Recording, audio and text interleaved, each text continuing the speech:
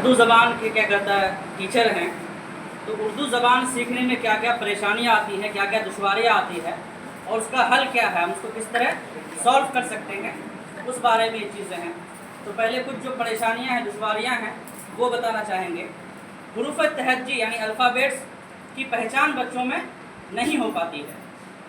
उसके बाद लफ्ज़ों को जोड़ने में उर्दू जो है, जैसे इंग्लिश है एप्पल लिखते हैं तो पूरा APPLE लिख देते हैं, लेकिन उर्दू के साथ ऐसा नहीं है। जैसे जीम है, सिर्फ उसको लिखेंगे तो अलग लिखा जाएगा, लेकिन उसको जब जोड़ के लिखते हैं तो वो कुछ डिफरेंट शक्ल हो जाती है उसकी, उसको आधा करके लिखते हैं। हर जगह अगर कहीं बीच में आया तो वो अलग हो जाता है, तो बच्चों को उस चीज़ में दिक्कत होती है। उर्दू ज़बान। और तीसरी चीज़ एक बहुत अहम है आजकल, हिंदी के साथ ही मेरे ख्याल से ऐसा होता होगा और कई ज़बानों के साथ होता होगा, लेकिन हमने उर्दू के साथ देखा है कि बच्चे हिचकिचाहट महसूस करते हैं, वो उर्दू सीखना नहीं चाहते हैं।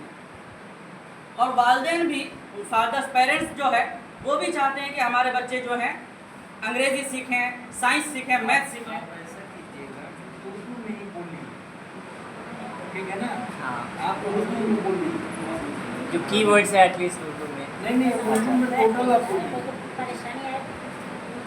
उर्दू ज़बान को सीखने में वालिदैन तवज्जो उस तरफ नहीं दिलाते हैं बच्चों की, वो चाहते हैं कि हमारे बच्चे सिर्फ साइंस मैथ वगैरह सीखें। और बुनियादी तालीम जो 1 to 5, 1 से लेकर 5 तक है, वो असातिज़ा भी ध्यान नहीं देते, जिसकी वजह से 6 to 8 में जब बच्चे आते हैं तो जहाँ बच्चों को किताब पढ़नी चाहिए, जुमला बनाना चाहिए, उसको क्या करता है, लेकिन वो अल्फ़ाबेट ही नहीं सीख पाते हैं। एक चीज़ और भी हमने देखा है कि जो रूटीन बनता है, निज़ामुल औक़ात जो है, उसमें बिहार में मेरे स्कूल में तो हमने देखा है कि कहीं भी जिक्र नहीं रहता है कि उर्दू कब पढ़ाई होगी, कब पढ़ाई जाएगी। और बच्चे उर्दू के बजाय अंग्रेज़ी ज़बान और दीगर ज़बान सीखना ज़्यादा पसंद करते हैं। इसका हल नहीं।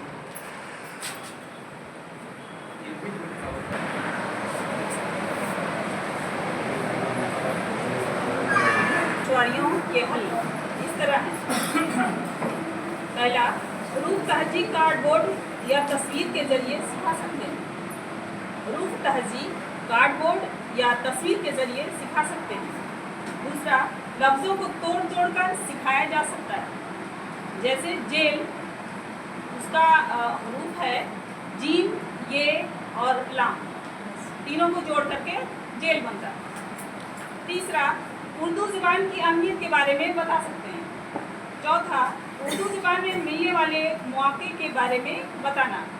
पाँचवा, बुनियादी तालीम देने वाले असातिज़ा की तवज्जो इसकी तरफ मबज़ूल कराना। छठा, हेडमास्टर को इसके बारे में आगाह कराना। सातवां, हर ज़बान की अपनी अहमियत होती है, इसके बारे में बच्चों को क्लास में बताना। और आपको ग्रुप में किन्हीं को कुछ जोड़ना है जी सर, थोड़ा सा एक चैनल हम पहले ही बार हाथ खड़ा किया, लोकल क्षेत्रीय लैंग्वेज होता है उनको सीख के आते हैं, और जब हम उसको उसके क्षेत्रीय भाषा से कन्वर्ट करते हैं किसी उर्दू या हिंदी या इंग्लिश सिखाने के लिए, तो सबसे ज़्यादा प्रॉब्लम होता है कि सर उनके जुबान पे जो चढ़ा हुआ है उच्चारण, उससे उतारना मुश्किल होता है। जैसे यहाँ बहुत सारे पढ़े लिखे हम लोग सब टीचर ही हैं, लेकिन बहुत सारे सर ऐसे भी हैं पढ़े लिखे हैं, हम सब कुछ जानते हैं, लेकिन वो सड़क को बोलेंगे सड़क, चिड़िया को बोलेंगे चिड़िया, भारत को बोलेंगे भारत। बच्चे आते हैं वो प्रस्तावना बोलने के लिए, हम भारत के लोग भारत को एक संपूर्ण, सर हम बताते थक गए। इससे पहले बसहा डाइट में इंजीनियर सर बसहा डाइट में एक हमारे व्याख्याता सर थे। पहला समस्या जो हम लोग को सामना करना पड़ता है, प्राथमिक कक्षाओं में संस्कृत का ना लिखाया जाना ना पढ़ाया जाना। 1 से 5 तक संस्कृत की पढ़ाई नहीं होती है, सीधे 6 से शुरू होती है। तो बच्चे 6 में आके वो संस्कृत के बारे में जानते ही हैं, जानना ही शुरू करते हैं, वहाँ हम लोगों को दिक्कत हो जाती है। दूसरा बात है क्या, सामाजिक परिवेश में संस्कृत का अंग्रेजी एवं हिंदी जैसे विषयों के समान महत्व ना दिया जाना। गांव भर में संस्कृत को तो सब लोग समझते हैं कि संस्कृत पढ़ेंगे तो पूजा पाठ करा के मोहन भोग प्रसाद खाएंगे और कुछ उन्हें उनका कम होता है, और अंग्रेजी पढ़ेंगे तो टाई लगा के बाबू साहब बनेंगे, तो उनको जो है महत्व उतना ज़्यादा नहीं दिया जाता है। जी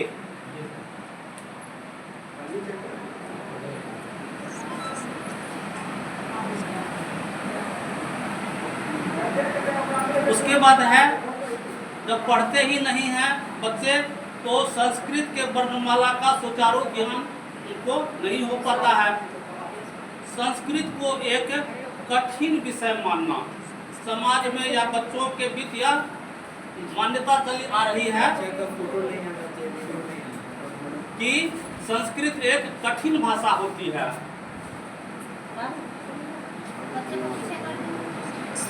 और अन्य भाषाओं की अपेक्षा संस्कृत भाषा जो है वह रटंत प्रणाली पर बहुत कुछ निर्भर करता है। जैसे शब्द रूप हुआ, धातु रूप हुआ या और सब जो कुछ है तो उसको उसके लिए क्या है हमको रटना ही पड़ेगा, हमको समझ के नहीं उसको कर सकते हैं। तो रटने के से बच्चे क्या होते हैं भागते हैं, वो मेहनत नहीं उतना करना चाहते हैं। कंठ तालु मूर्धा आदि उच्चारण का दोष होता है। कठिन शब्दावली से बच्चों का भयभीत हो जाना। बच्चे संस्कृत के